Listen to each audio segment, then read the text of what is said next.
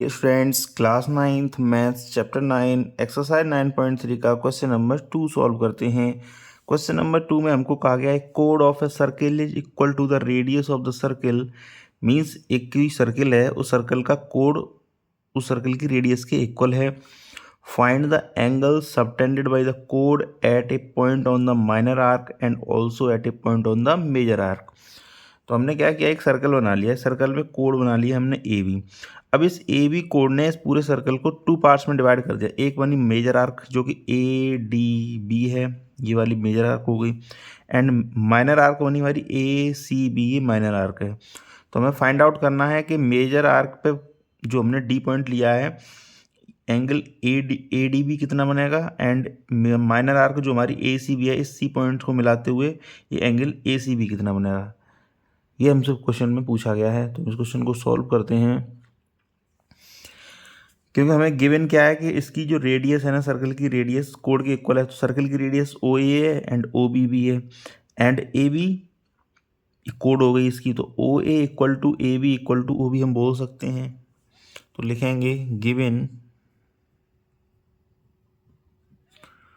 O A equal to A B, हमको given है कि रेडियस इक्वल टू कोड of circle O A equal to A B, given क्या बोला गया है हमको, radius of circle equal to कोड ऑफ सर्कल, ये हमको बोला गया है। अब हम ट्राइंगल देखते हैं, ट्राइंगल ओ ए बी इस ट्राइंगल में देखते हैं, तो लिखेंगे in triangle O A B, O A equal to A B given है, O A equal to A B ये हमको गिवन है, and O A equal to O B हो जाएगा क्योंकि दोनों ही रेडियस है सर्कल की। तो लिखेंगे O A equal to O B because radii of circle, radii of circle. अब O A equal to A B है and O A equal to O B है, तो हम बोल सकते हैं O A equal to A B equal to O B. अब means इस ट्राइंगल की तीनों साइड इक्वल हैं, O A B and O B, ये तीनों की तीनों साइड इक्वल हैं। अब किसी सर्कल की जब वो किसी ट्राइंगल की जब तीनों साइड इक्वल होती हैं तो इक्विलेटरल ट्राइंगल हो जाता है। तो लिख सकते हैं देयरफॉर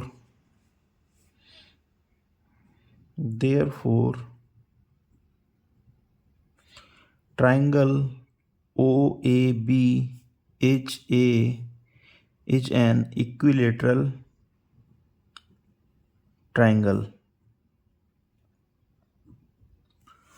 अब ट्राइंगल ओ ए बी है, इक्विलेटर ट्राइंगल है, तो इक्विलेटर ट्राइंगल का हर एक एंगल 60 डिग्री का होता है। हम बोल सकते हैं angle A O B 60 degree का हो जाएगा। तो लिखेंगे it implies that angle A O B equal to 60 degree. क्यों हो जाएगा, because each angle of an equilateral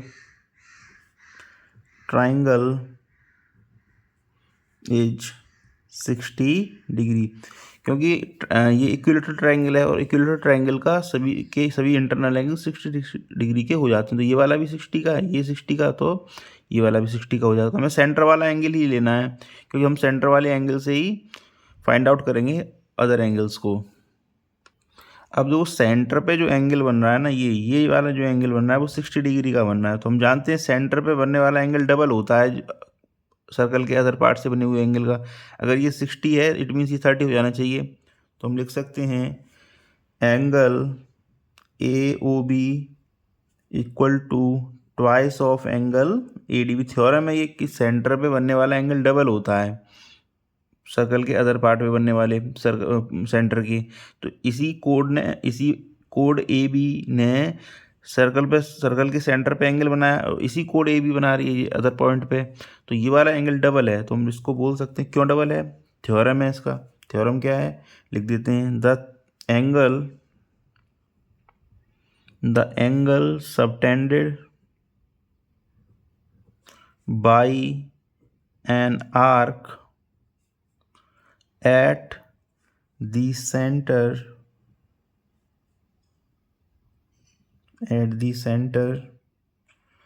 is double the angle subtended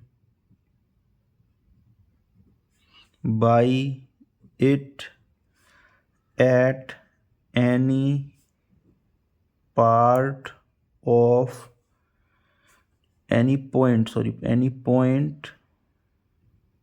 of remaining part of circle। ये हमारा थ्योरम है। तो हम बोल सकते हैं एंगल ADB हमारा हो जाएगा इस थ्योरम के अकॉर्डिंग एंगल ADB हो जाना चाहिए हाफ ऑफ एंगल AOB के।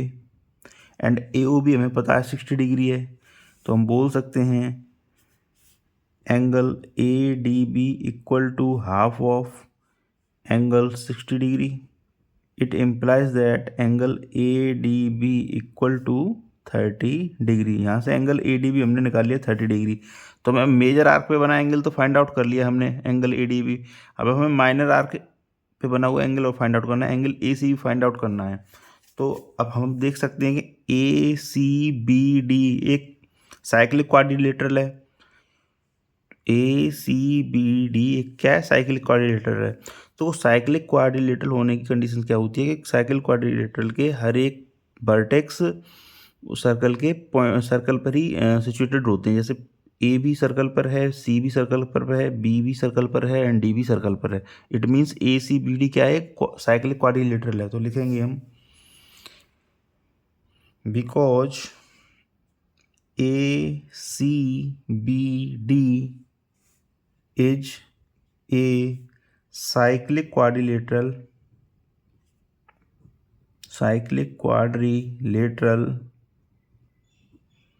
therefore हम बोल सकते हैं, अब साइक्लिक क्वाड्रिलेटरल है तो इसके अपोजिट एंगल, मतलब मैं बोल सकता हूँ एंगल ADB मीन्स ये वाला angle and angle ACB opposite angle है ये। तो जो अपोजिट एंगल्स का सम 180 होता है साइक्लिक क्वाड्रिलेटरल में। तो हम लिख सकते हैं एंगल ACB ये वाला जो एंगल बन रहा था, फिर इसके अपोजिट जो एंगल बन रहा था एंगल ADB, इन दोनों का सम हो जाना चाहिए 180 डिग्री। क्यों 180 डिग्री हो जाना चाहिए? बिकॉज ये साइक्लिक क्वाड्रिलेटरल के अपोजिट एंगल्स का सम 180 डिग्री होता है। तो लिखेंगे thus because the sum of either pair of opposite